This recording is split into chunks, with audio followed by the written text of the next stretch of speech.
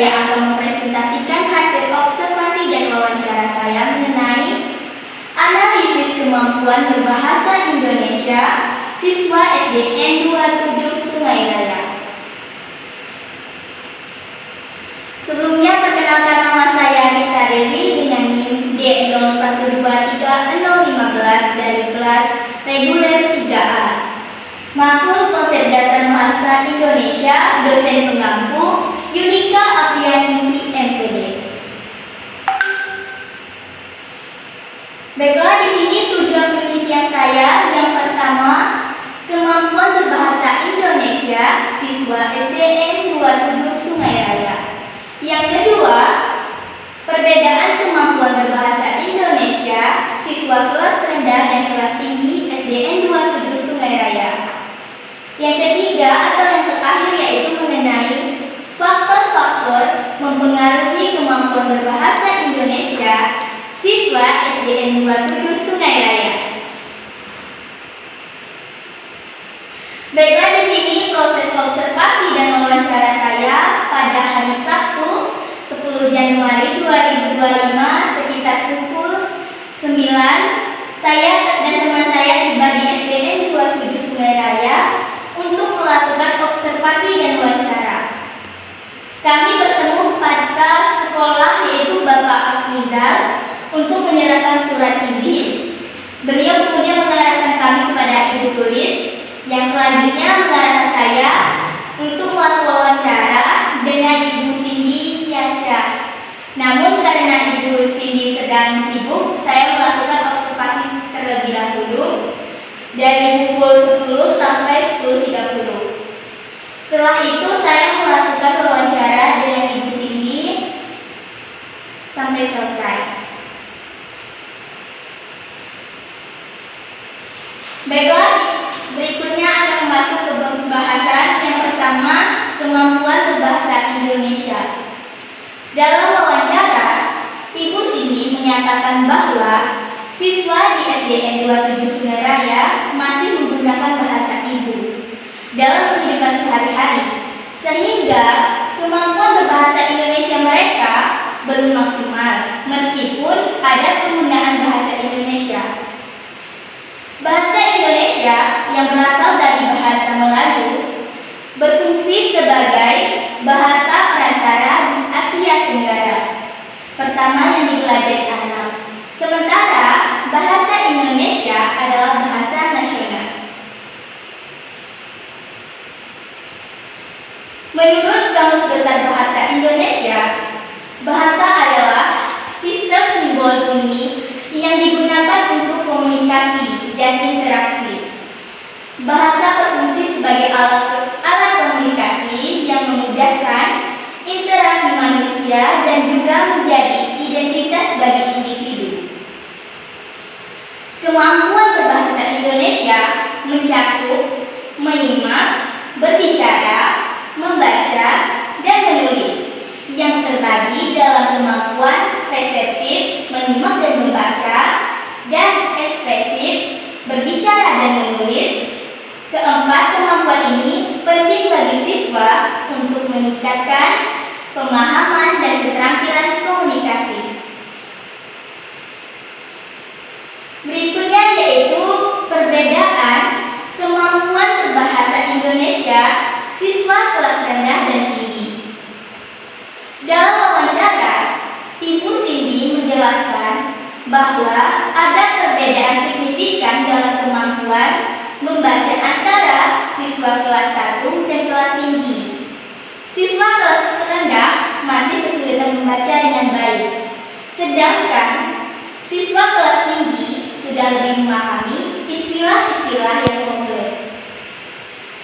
Sekolah dasar merupakan jenjang pendidikan pertama di mana anak belajar keterampilan berbahasa seperti menyimak, berbicara, menulis, dan membaca. Di kelas rendah, siswa diajarkan membaca permulaan dan menulis huruf serta kalimat sederhana. Sementara di kelas tinggi, mereka belajar membaca secara mendalam dan menulis berbagai jenis teks seperti surat, laporan, dan naskah drama. Keterampilan membaca melibatkan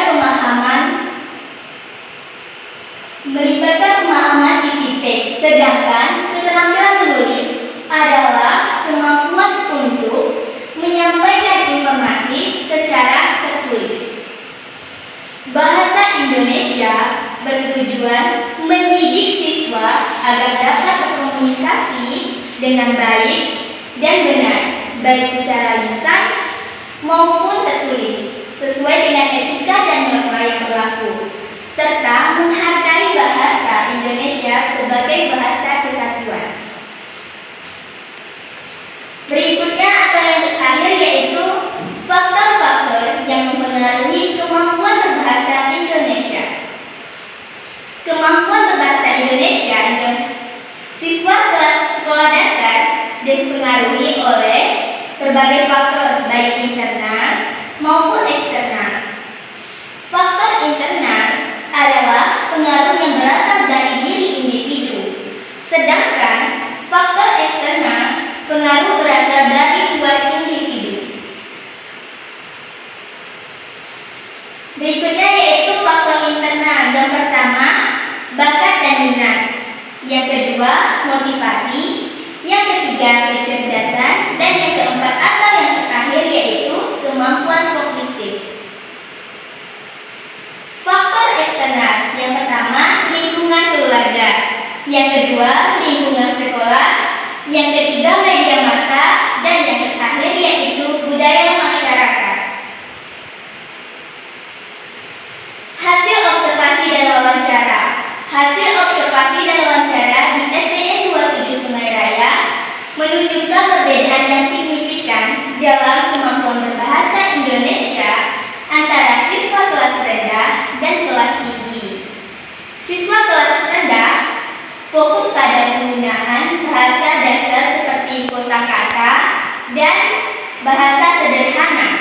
Sementara siswa kelas tinggi telah menguasai dasar-dasar dan mulai mempelajari aspek yang lebih kompleks seperti struktur kalimat dan kosakata yang lebih luas, menunjukkan perkembangan bertahap dalam kemampuan berbahasa Indonesia siswa. Baiklah, kesimpulannya, kemampuan berbahasa Indonesia siswa SDN 27 Sungai Raya cukup baik, namun masih perlu peningkatan, terutama dalam penggunaan bahasa yang benar dan lancar. Siswa sering menggunakan bahasa ibu dalam komunikasi sehari-hari yang menghambat kemampuan berbahasa Indonesia mereka. Terhadap perbedaan kemampuan antara siswa kelas rendah yang fokus pada dasar bahasa dan siswa kelas tinggi yang mulai mempelajari aspek yang lebih kompleks. Faktor yang mempengaruhi kemampuan berbahasa Indonesia meliputi faktor internal seperti bakat dan motivasi, serta faktor eksternal seperti lingkungan keluarga dan sekolah.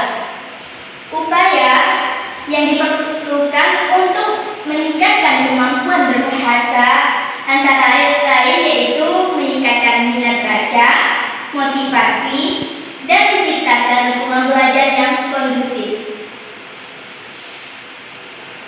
Berikutnya saran yang saya berikan untuk SDN 27 Sungai Raya.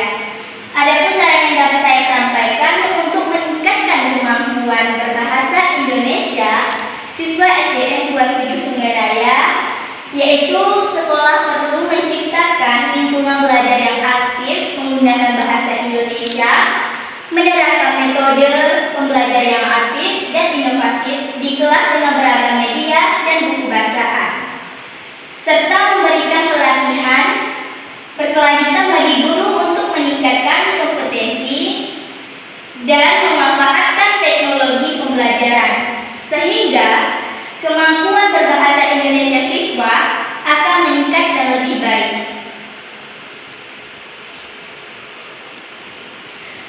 Yaitu ini merupakan foto dokumentasi saat saya proses wawancara bersama Ibu Cindy. Ini foto bersama Ibu Cindy, yaitu narasumber wawancara saya. Ini proses pembelajaran di dalam kelas saat observasi. Ini bersama siswa. Baiklah, terima kasih. Kurang dan lebihnya saya mohon maaf. Wassalamualaikum warahmatullahi wabarakatuh.